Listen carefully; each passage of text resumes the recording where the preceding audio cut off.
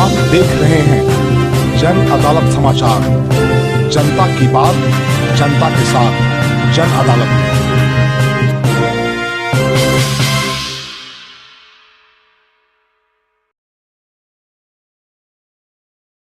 IAS पूजा सिंघल की jail में कैसे कटी पहली रात, जाने। मनरेगा घोटाले में ईडी ने किया है गिरफ्तार। मनरेगा घोटाले के आरोप में पकड़ी गई झारखंड की खनन सचिव पूजा सिंघल ने जेल लाए जाने पर चक्कर आने की शिकायत की। इस पर जेल के डॉक्टरों को जांच के लिए बुलाया गया। जेल प्रशासन ने कहा कि फिलहाल आईएएस पूजा सिंघल की तबीयत सामान्य है। उन्हें मनरेगा के फंड का गबन करने के आरोप में बुधवार को प्रवर्तन निदेशालय ने गिरफ्तार किया था। इसके बाद उन्हें 5 दिन के लिए ईडी की रिमांड पर भेजने का फैसला किया गया।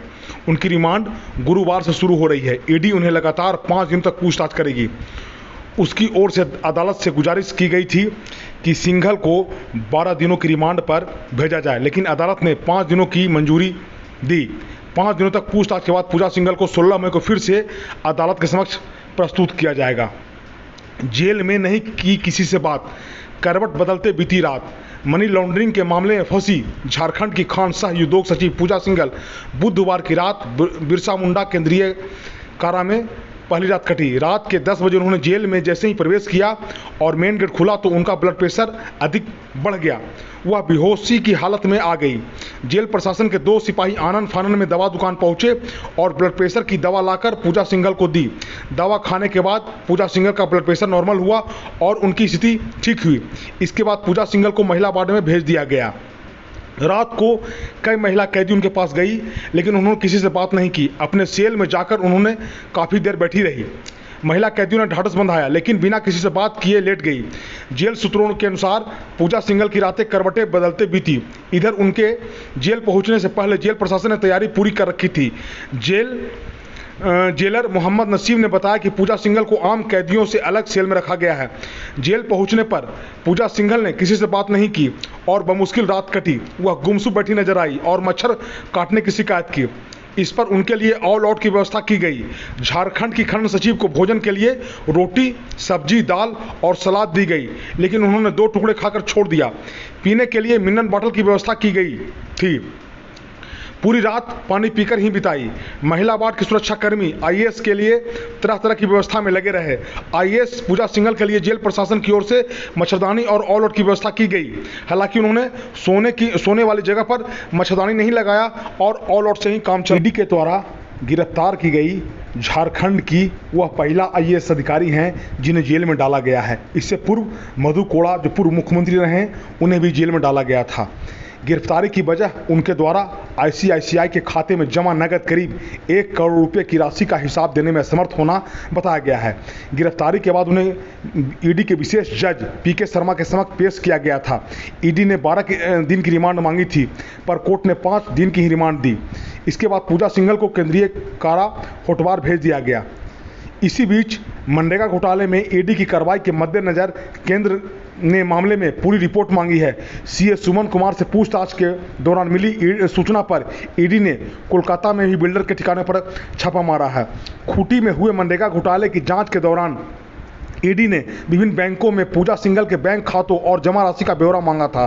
बैंकों से मिली जानकारी के विश्लेषण के बाद ईडी ने यह पाया कि उनके आईसीआईसीआई बैंक के खाते में 1 करोड़ रुपए नकद जमा हुए थे।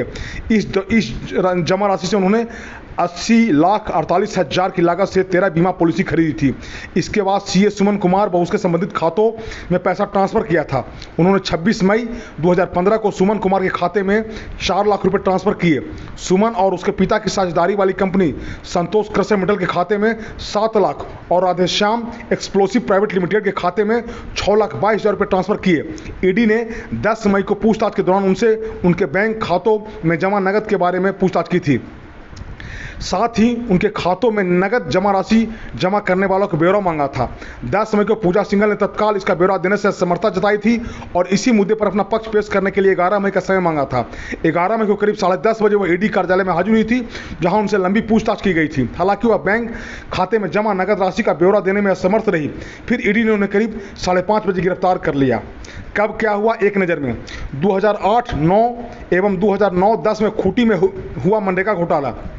पूजा सिंघल 16 फरवरी 2009 में 19 जुलाई 2010 तक खूंटी में डीसी थी। पूजा ने इंजीनियर को मनरेगा के लिए 18 करोड़ 6 लाख अग्रिम जमानत दी है।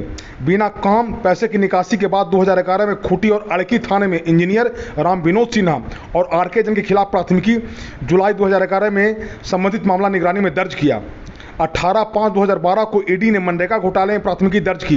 28/11/2018 को इंजीनियर ने मनरेगा ने 20% कमीशन देने की बात स्वीकार की।